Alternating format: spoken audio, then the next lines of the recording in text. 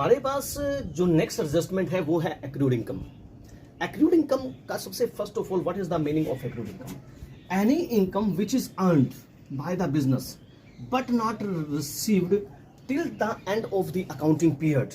कोई भी इनकम जो बिजनेस ने अर्न तो कर ली है पर अकाउंटिंग पीरियड के एंड तक जो है वो रिसीव नहीं हुई है, तो that income is known as an accrued income. Now the what adjustment entry will be passed regarding this? Adjustment entry होगी accrued income account debit. Accrued जो कंसर्न एक्रूड इनकम है, रेंट एक्रूड है तो rent आ जाएगा, आपके पास commission accrued है तो commission आ जाएगा, यानी accrued income account debit to income account, to income account.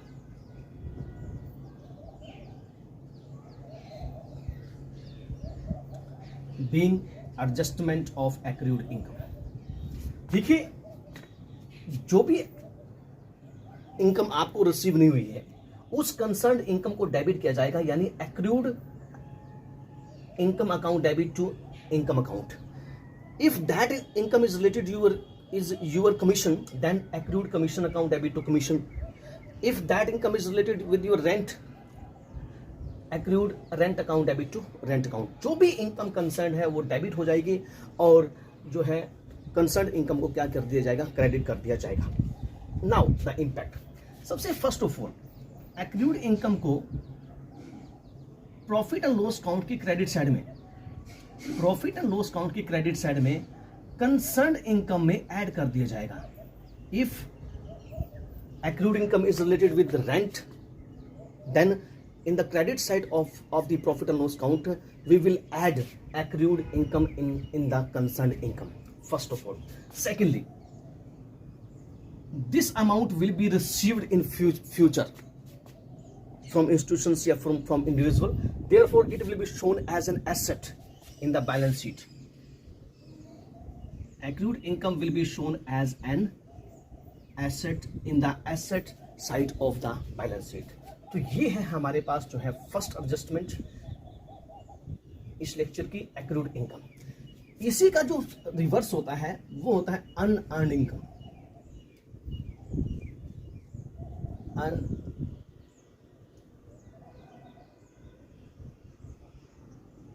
Unearned income, देखिए, any income which is not earned, any income which is not earned, जो बिजनेस द्वारा कमाई नहीं गई है but received,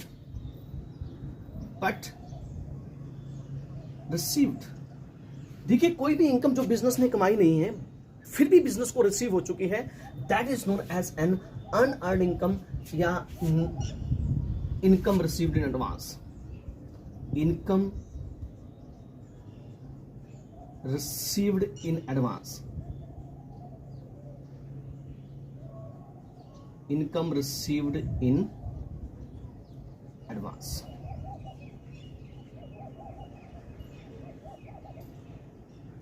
income received in advance means income not earned but received by the business during the accounting period, it is known as an unearned income या income received in advance. Secondly, इसकी adjustment entry क्या पास की जाएगी? जो भी concern income आपको receive हुई है उसको डेबिट कर दिया जाएगा। डेबिट क्यों किया जाएगा? क्योंकि जब इनकम रिसीव होती है तो इनकम को क्रेडिट किया जाता है। अब क्योंकि ड्यू टू द एडजस्टमेंट उस इनकम को आपने इनकम जो है वो शो नहीं करना है करंट ईयर के trading and profit and loss account में, तो अब क्या होगा, क्योंकि you are already making the accounting treatment as an income, तो देयरफॉर कंसर्न इनकम को डेबिट कर दिया जाएगा। एंड टू अनअर्न्ड इनकम, जो भी इनकम है उसको जो है अनअर्न्ड की तरह जो है वो क्रेडिट कर दिया जाएगा, यानी एडजस्टमेंट एंट्री होगी income account debit to unearned income account being adjustment of unearned income. देखिए, मैं आपको बताता हूँ, मान लीजिए आपके पास जो है रेंट, आपने अपनी एक बिल्डिंग जो है वो रेंट पर दे रखी है, उसका 31 मार्च को आपके अकाउंट्स क्लोज हो रहे हैं।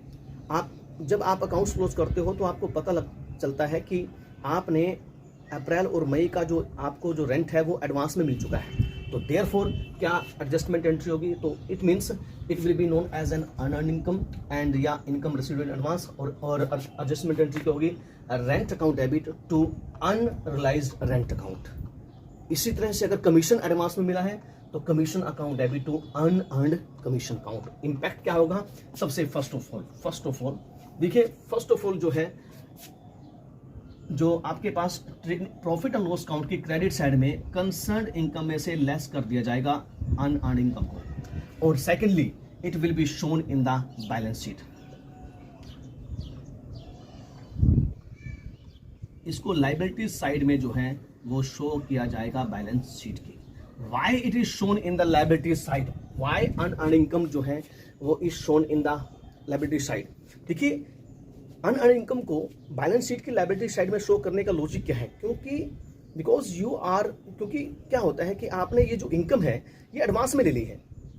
फ्यूचर में जिस सर्विसेज की एडवांस इनकम आपने एडवांस में ली है, अगर आप उस सर्विसेज को प्रोवाइड करना बंद कर दो तो इट मीन्स, मेरे कहने का मतलब ये है कि आपने जिस बिल्डिंग का किराया लिया है एडवांस में अप्रैल और मई के महीने का, अगर आप जो है किराएदार से वो अपनी बिल्डिंग जो है वापस ले लेते हो, तो इट मीन्स अब आपको क्या करना पड़ेगा, जो एडवांस किराया आपने उससे लिया था उसको क्या करना पड़ेगा, पेड करना पड़ेगा। इट मीन्स दिस जो अनअर्न्ड इनकम है, अनअर्न्ड इनकम की जो है वो पेमेंट फ्यूचर में करनी पड़ सकती है। Therefore it is shown as an liability in the balance sheet. तो ये है हमारे पास second adjustment. First was accrued income, second was unearned income. हमारे पास जो नेक्स्ट एडजस्टमेंट है वो है कंटिंजेंट लायबिलिटीज। देखिए, what is the meaning of the contingent liability. Future में कोई भी लायबिलिटी अराइज हो सकती है या नहीं हो सकती है, ये अगर किसी इवेंट के होने या ना होने पर डिपेंड अगर करे तो that liability is known as an contingent liability. दोबारा सुन लीजिए, any liability which may or may not be arise in future, जो फ्यूचर में आपको पेमेंट करनी पड़ सकती है या नहीं भी सकती है, दैट डिपेंड्स, वो निर्भर करता है ऑन द अकरिंग या नॉन अकरिंग, होने या न होने पर, ऑफ एन इवेंट, किसी घटना के।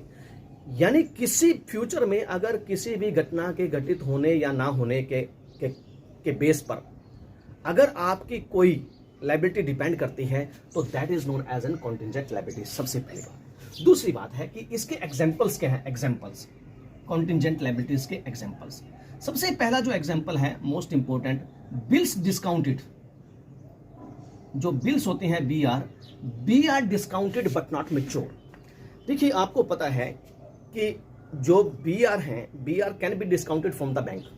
मान लीजिए आपको पता है कि 31 मार्च को आप अकाउंट्स क्लोज कर रहे हो, आपको आपके पास बी आर थे, आप 3 मार्च को बैंक के पास गए और बी आर का जो अमाउंट है वो आपने डिस्काउंट करवा लिया, बी आर को डिस्काउंट करवा लिया बैंक से। अब क्वेश्चन क्या है कि फ्यूचर में क्या हो सकता है कि जिस पर्सनैलिटी से, जिस डेटर से आपको बी आर रिसीव हुए थे, वो बी आर की पेमेंट आपको कर भी सकती है और नहीं भी।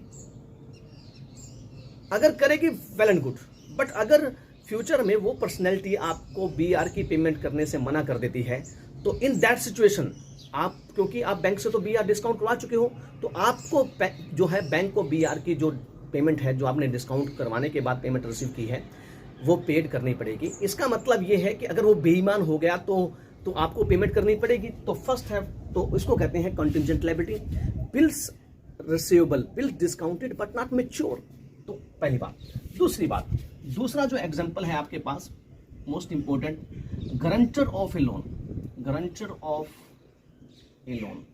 देखिए, अगर बिजनेसमैन ने किसी के लोन की गारंटी दी हुई है, बिजनेसमैन ने किसी के लोन की गारंटी दी हुई है, या बिजनेस ने जो है किसी पर्सनैलिटी या किसी फर्म या किसी इंस्टीट्यूशन के लिए जो है गारंटी दी हुई है उसके लोन की, तो इफ दैट पार्टी जिसने लोन लिया है make default regarding the payment of their loan, जिस बिजनेस के लिए आपने गारंटी दी है, अगर वो बिजनेस बैंक को वो लोन का अमाउंट प्रोवाइड नहीं करता है, मतलब पे नहीं करता है, तो ऐसे सिचुएशन में जो है बैंक किससे रिकवरी करेंगे, गारंटर से। तो फर्स्ट है बी आर रिसीव्ड इट, दूसरा है guarantor of a loan. Number third, most important third जो नंबर पर आता है आपके पास, any case against the business regarding any liability, यानी केस पेंडिंग है। देखिए, अगर किसी लायबिलिटी की पेमेंट करने के लिए बिजनेस पे किसी भी तरह का किसी भी टाइप का जो है वो अगर केस चल रहा है, स्यू चल रहा है, तो ऐसे सिचुएशन में आप केस फ्यूचर में जीत भी सकते हो, हार भी सकते हो। अगर हारोगे तो आपकी लायबिलिटी अराइज हो सकती है, that will be known as an contingent liability. देखिए, तीनों एग्जाम्पल बिल्कुल ईजी है। पहली बात, आप बिल्स जो है बैंक से डिस्काउंट करवाते हो, फ्यूचर में आपको पेमेंट करनी पड़ सकती है। कब? अगर कंसर्न पार्टी जिससे आपने बीआर लिए थे वो बैंक को या आपको पेमेंट नहीं करता है तो फर्स्ट। सेकेंडली, आपने किसी के बैंक के लोन की गारंटी दी है, अगर जिस पर्सनैलिटी ने लोन लिया है अगर वो पेमेंट नहीं करेगा अमाउंट को तो आपको पेमेंट करनी पड़ सकती है बैंक को उस लोन की एज ए गारंटर। और मोस्ट इंपॉर्टेंट, आपके बिजनेस पर जो है किसी पर्सनैलिटी द्वारा जो है किसी इंस्टीट्यूशन द्वारा केस किया गया है जो पेंडिंग है, फ्यूचर में उसकी जो लायबिलिटी है वो आपको पेड करनी पड़ भी सकती है और नहीं भी। फॉर एग्जांपल, मान लीजिए किसी एम्प्लॉय के साथ एक्सीडेंट हुआ था आप जब आपकी फैक्ट्री में काम कर रहा था, आपने उसको कंपनसेशन दे दी, पर उसने जो है डिमांड की ज़्यादा कंपनसेशन की, हमने मना कर दिया बिजनेस ने, उसने जाकर कोर्ट में क्या कर दिया, केस कर दिया। अब वो केस चल रहा है, अब केस अगर वो जीत गया तो फ्यूचर में हमें पेमेंट देनी पड़ सकती है उसको, तो that is known as an contingent liability. अब मोस्ट इंपॉर्टेंट एक बात ध्यान रखना, कॉन्टिजेंट लायबिलिटी का फर्स्ट इंपॉर्टेंट मीनिंग, सेकंड है एग्जाम्पल, और थर्ड जब हम एडजस्टमेंट एंट्री की बात करते हैं तो याद रखना, no adjustment entry is passed regarding the contingent liability, क्योंकि कंटिजेंट लायबिलिटी का बुक्स में कोई भी अकाउंटिंग ट्रीटमेंट नहीं किया जाता है। कॉन्टिजेंट लायबिलिटी को केवल जो है वो जब trading and profit and loss account balance sheet के नीचे जो है वो वर्किंग नोट में शो किया जाता है कि there is a contingent liability of that amount, कि इतने अमाउंट की जो है वो जो हमारे पास कंटिजेंट लायबिलिटी है। और जब इसकी एडजस्टमेंट एंट्री ही नहीं, मोस्ट इंपॉर्टेंट, एडजस्टमेंट एंट्री नहीं की जाएगी, और जब एडजस्टमेंट एंट्री नहीं करेंगे तो इसका मतलब ये है इम्पैक्ट भी शो नहीं किया जाएगा। तो ये है हमारे पास जो है एडजस्टमेंट कॉन्टिजेंट लायबिलिटी।